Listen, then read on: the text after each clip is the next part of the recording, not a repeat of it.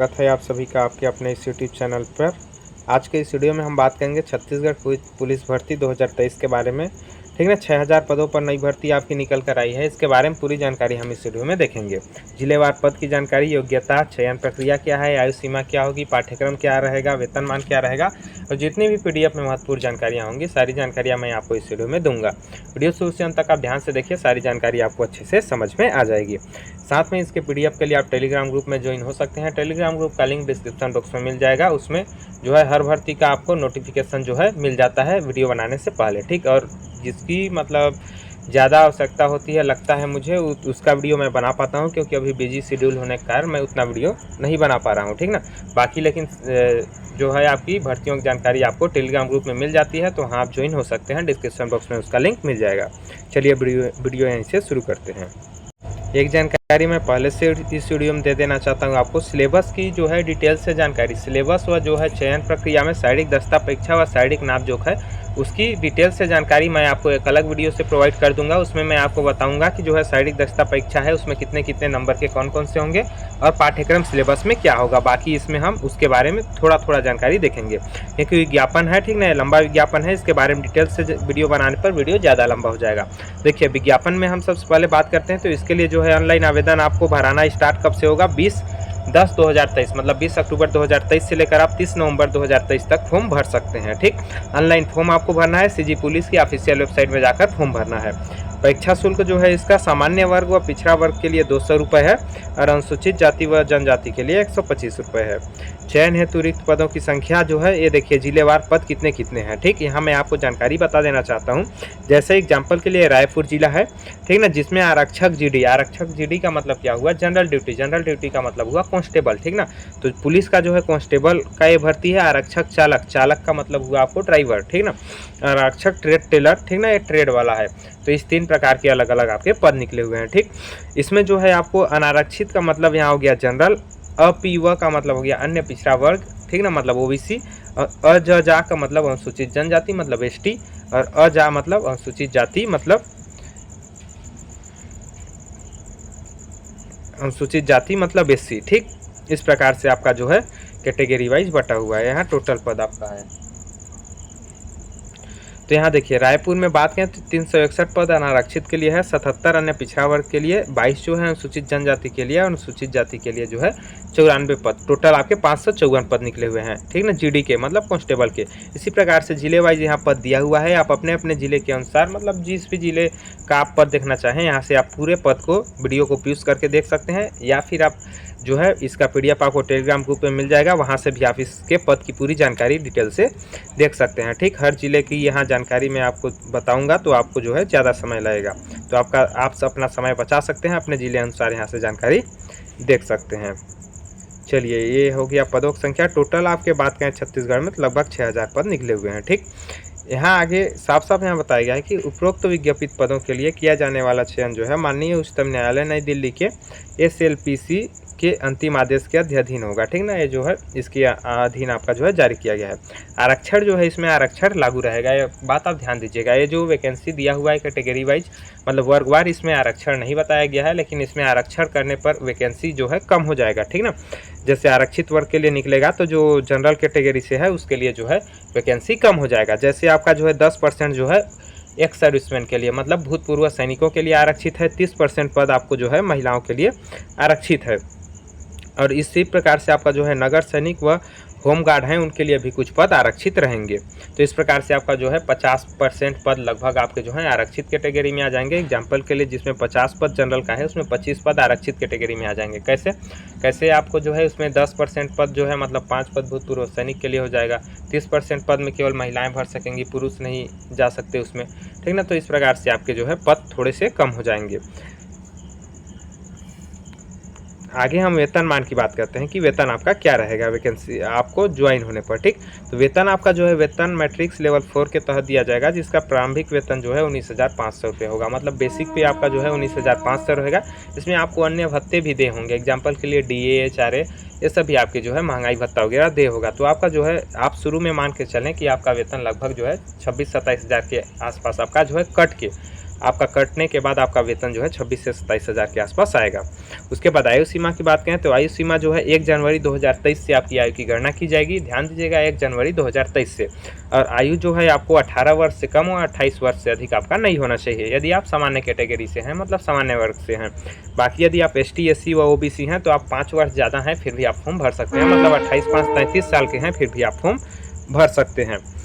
इसी प्रकार यदि आप महिला कैटेगरी से हैं तो आपको 10 वर्ष की छूट दी जाती है आयु में, मतलब 28 से 10 साल ज़्यादा है आपका 38 साल तक है फिर भी आप फॉर्म भर सकते हो। इसी प्रकार से अलग अलग को आपको जो है आयु में छूट दिया गया है, जैसे विधवा के लिए, तलाकशुदा महिला के लिए, इसको आप अच्छे से पढ़ सकते हैं ब्रीफ यूज़ करके PDF से। ठीक, बाकी शैक्षणिक अर्हता इसके लिए योग्यता क्या है, तो योग्यता आप ध्यान से समझिए, आपको 10वीं पास होना अनिवार्य है। ठीक ना, मतलब 10वीं पास आप हैं तो आप फॉर्म भर सकते हैं। ठीक ना, नॉर्मल कैंडिडेट। बाकी यदि ST SC ST से आप हैं, मतलब अनुसूचित जनजाति से हैं, तो 8वीं पास होने पर भी आप फॉर्म भर सकते हैं।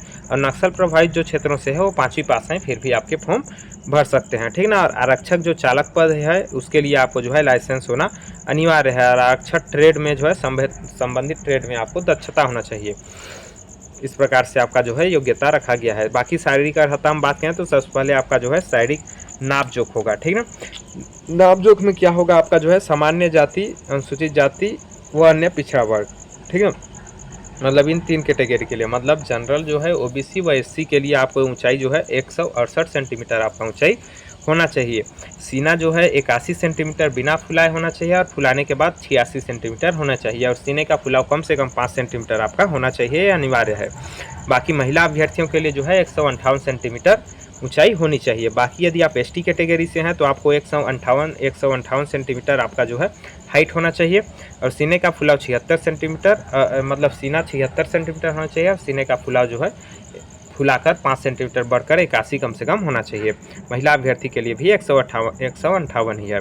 बाकी बात करें सरगुजा व बस्तर संभाग के जिला, ठीक ना, सरगुजा व बस्तर संभाग के जिले के ST अभ्यर्थियों के लिए 153 सेंटीमीटर हाइट है, 153 सेंटीमीटर है बस्तर व सरगुजा संभाग, जिसमें आपको जसपुर जिला भी शामिल हो जाता है।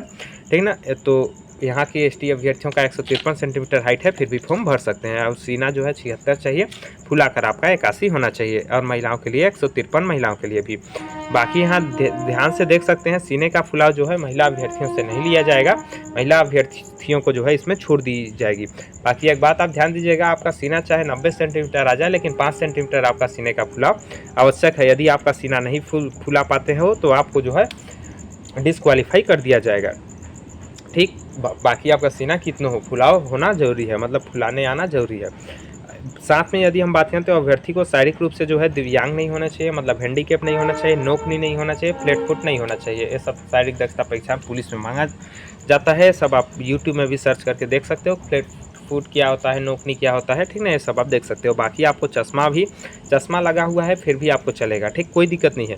लेकिन बिना चश्मे का आपका जो है एक आई का विजन 6/9 और दूसरे आई का विजन 6/12 से कम नहीं होना चाहिए। ठीक ना, मतलब इससे अच्छा ही होना चाहिए विजन, तभी आप इसके लिए योग्य होंगे। बाकी चश्मा भी लगा है फिर भी आप फॉर्म भर सकते हो, उसमें कोई दिक्कत नहीं है। लेकिन आप डॉक्टर से चेकअप करा सकते हैं एक बार जाकर कि आपका आई विजन 6/9, एक आँख का दूसरे आँख का 6/12 से कम है या नहीं कम है, तो आप आराम से फॉर्म भर सकते हो।